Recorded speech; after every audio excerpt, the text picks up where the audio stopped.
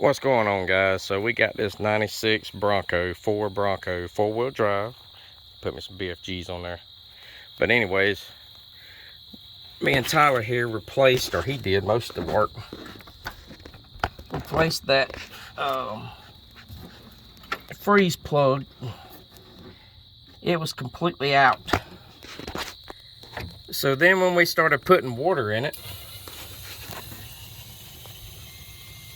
we seen this.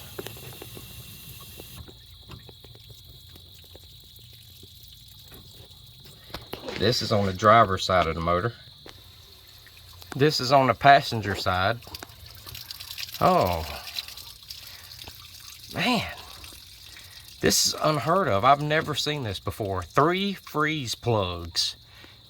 And we live in southeast Georgia, so I know it don't even get cold enough to really freeze the water.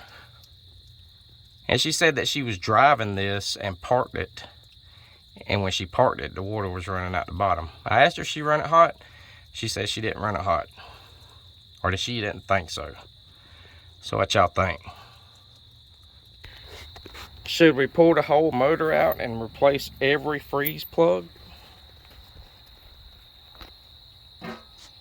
What you think, Tyler?